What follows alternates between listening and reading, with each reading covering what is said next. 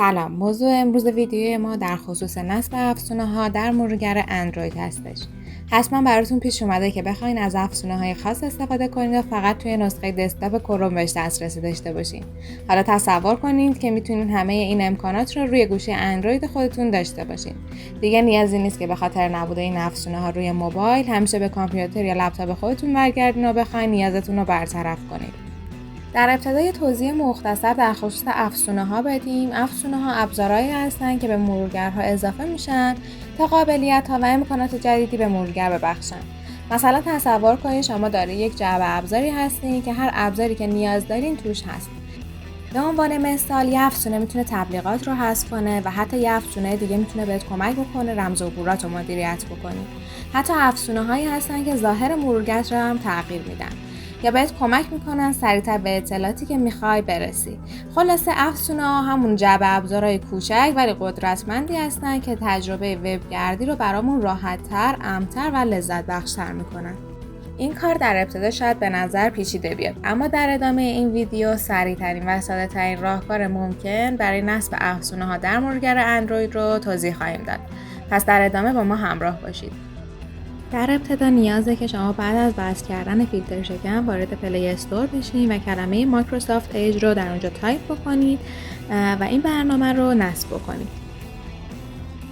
وارد برنامه میشیم و تبلیغات رو میزنیم و خب اینجا ازمون میخواد که ما یه سری شخصی سازیایی رو برای مرورگرمون استفاده بکنیم که با زدن گزینه نات ناو میتونیم از این مراحل عبور بکنیم. و وقتی به این مرحله رسیدیم روی کانفرم کلیک میکنیم و وارد مرورگر میشیم. بعد از وارد شدن به صفحه اول مرورگر ایج کافیه روی نوار سرچ کلیک بکنیم و عبارت ایج فلکس رو تایپ بکنیم. بعد از تایپ ما به همچین صفحه منتقل میشیم که صفحه مد نظر ماست و کافیه که روی قسمت سرچ فلکس کلیک بکنیم و عبارت دوممون که اندروید اکستنشن هست رو وارد بکنیم. بعد از تایپ این جمله میبینیم که قسمت اندروید اکستنشن برای ما قابل مشاهده است و کافیه که روی گزینه دیفالت کلیک بکنیم و گزینه انیبل رو بزنیم. بعد از فعال سازی کافیه که مرورگر رو از این قسمت پایین ریستارت بکنیم. بعد از ریستارت کردن مجدد وارد مرورگر ایج میشیم و روی منوی همبرگری پایین صفحه کلیک میکنیم. در این قسمت ما اکستنشن رو مشاهده میکنیم و با کلیک کردن روش وارد صفحه میشیم که افزونه‌ها برای ما قابل مشاهده هستن و همونطور که ملاحظه میکنید این تعداد افزونه‌ها به صورت محدودن و برای اضافه کردن تعداد بیشتری از افزونه‌ها کافیه که وارد تنظیمات این مرورگر بشیم و روی قسمت About Microsoft Edge کلیک بکنیم. بعد از کلیک روی این گزینه ما وارد همچین صفحه میشیم که کاری که باید بکنیم اینه که در این قسمت ما باید روی گزینه ورژن نرم افزار حدود 5 بار کلیک بکنیم. بعد از 5 بار کلیک کردن ما مشاهده میکنیم که پیامی رو با ما تحت عنوان دیولپر آپشن ما فعال شده به ما نمایش میده و با یه بک زدن ما به این صفحه منتقل میشیم که بخش دیولپر آپشن برای ما قابل مشاهده است. قسمت کافیه که شما روی گزینه دیولپر آپشن یا همون بخش توسعه دهندگان کلیک بکنید و وارد این صفحه بشین. برای نصب افزونه‌ها شما بعد از گزینه اکستنشن اینستال بای آیدی استفاده بکنید و اگر روی این گزینه کلیک بکنید کافیه که آیدی اون افزونه مد نظرمون رو توی این قسمت وارد بکنید تا بتونید افزونه رو نصب بکنید.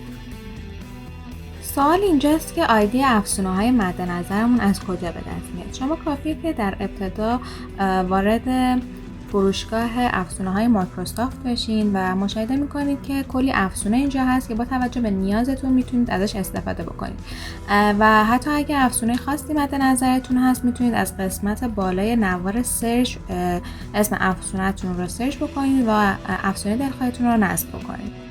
به عنوان مثال من اسم افزونه که قابلیت پاک کردن کش مرورگر را داره توی قسمت سرچ بار تایپ میکنم.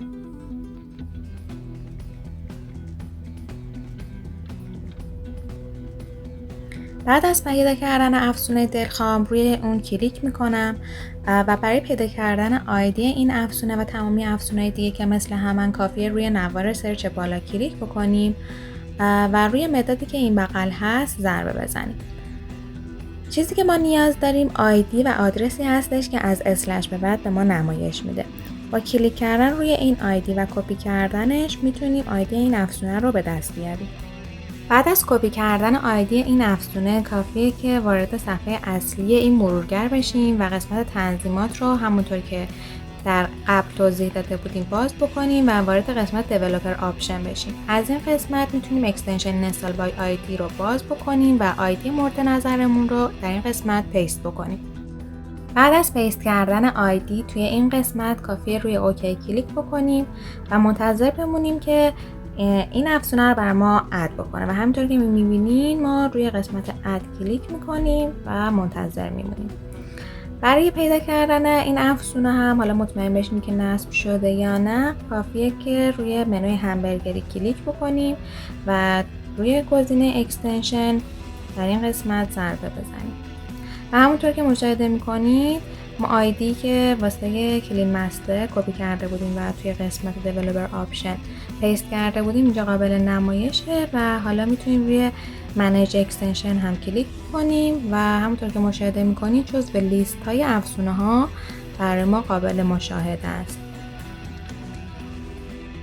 و خب اگر هم بخوایم از کارهای افزونه‌ای که نصب کردیم نحوه استفادهش صحبت بکنیم کافیه که روی منوی همبرگری پایین صفحه کلیک بکنیم و وارد بخش افزونه‌های همون اکستنشن بشیم.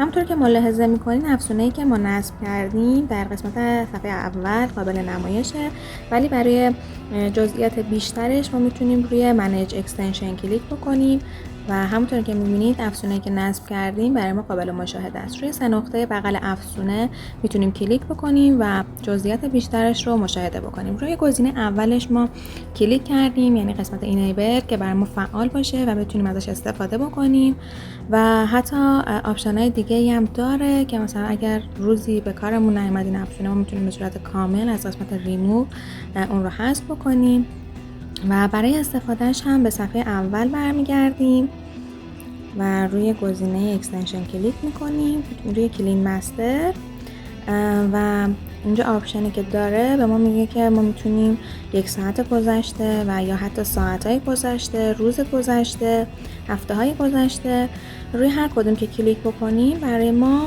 همون مقدار زمان رو کشش رو پاک میکنه و همونطور که مشاهده میکنیم افزونه به صورت خیلی عالی قابل استفاده است و همونطور که روی دسکتاپ قابل استفاده شده روی اندروید هم قابل استفاده است. همونطور که ملاحظه کردین تونستیم افزونه‌های کاربردی داخل دسکتاپ رو روی گوشی‌های همراه اندرویدی خودمون پیاده سازی بکنیم. اگر این ترفند برای شما کارآمد بود این ویدیو رو به اشتراک بذارین و لایک و سابسکرایب رو فراموش نکنید.